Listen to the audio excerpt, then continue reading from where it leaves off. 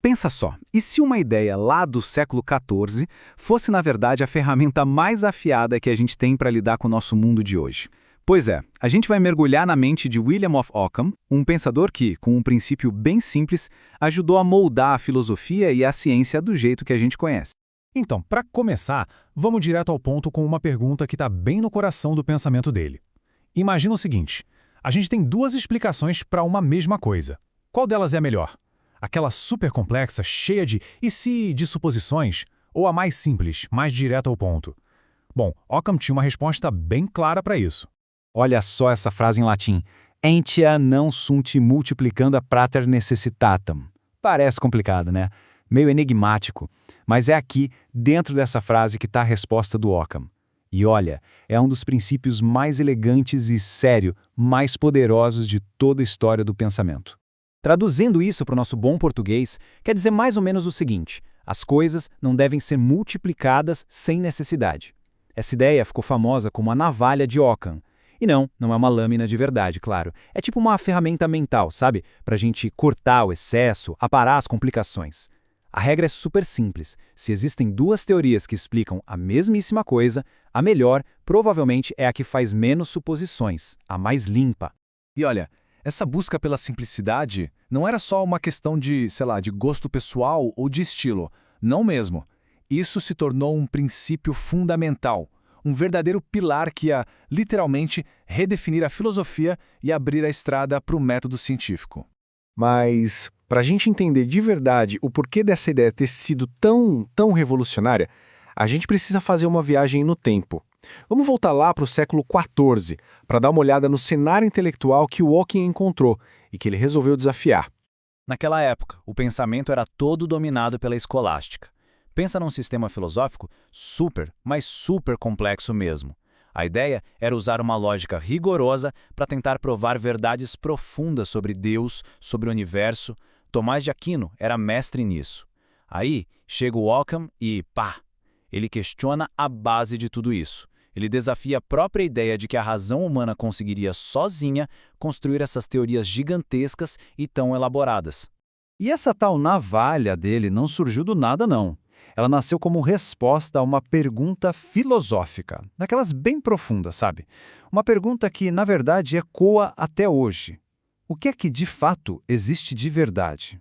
É aqui que a gente vê a grande batalha de ideias da época. De um lado, o realismo. Para o pessoal do realismo, além dos cachorros individuais que a gente vê na rua, existia uma ideia universal, uma essência de ser cachorro que era real.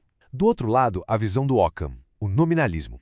Para ele, essa essência flutuando no ar não existe. O que existe de verdade são os cachorros concretos, um por um. A palavra cão é só um rótulo, um nome que a nossa mente usa para botar todos eles no mesmo grupo. A consequência disso é radical. A realidade, na visão do Ockham, fica muito mais limpa, muito mais enxuta. Ela é feita de coisas e seres individuais, ponto. E aqueles conceitos abstratos, tipo beleza ou humanidade, para ele, não são coisas reais. São só nomes, construções da nossa cabeça para a gente conseguir organizar o mundo. É uma simplificação, profunda, do que a gente chama de realidade. E com essa visão de mundo, Ockham fez uma coisa bem ousada. Ele basicamente traçou uma linha bem clara na areia, separando dois campos gigantes do conhecimento. Ele argumentou o seguinte: a razão humana tem limites, e ponto.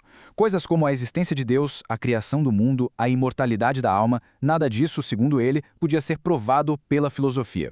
Para ele, isso tudo era assunto da fé, coisas aceitas pela revelação divina e não porque a lógica pura nos levou até lá. Isso foi um verdadeiro terremoto no pensamento da época, porque pensa bem, grandes mentes como Tomás de Aquino dedicaram a vida inteira a construir pontes entre a fé e a razão, usando a lógica para dar suporte à teologia.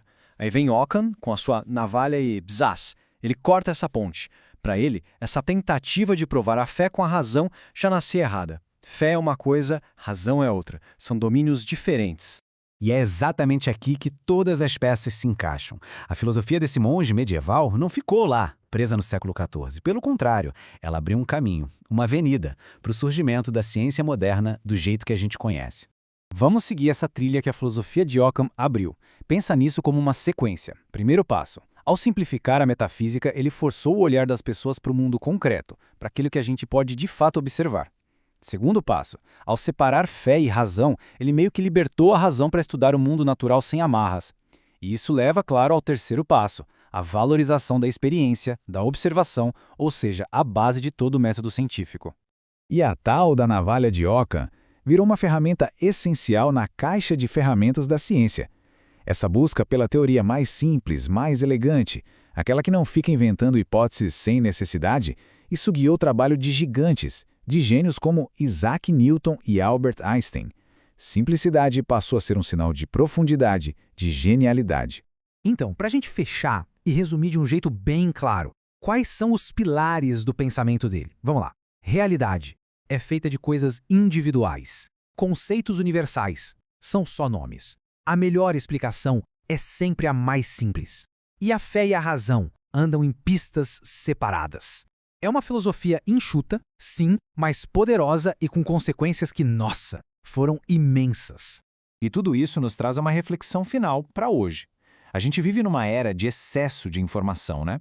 Somos bombardeados por teorias complexas, por explicações mirabolantes para tudo. Aí fica a pergunta no ar. Será que essa navalha de 700 anos, essa busca incansável pela explicação mais simples, será que ela não é hoje mais importante do que nunca para a gente conseguir encontrar um pouco de clareza no meio de tudo isso?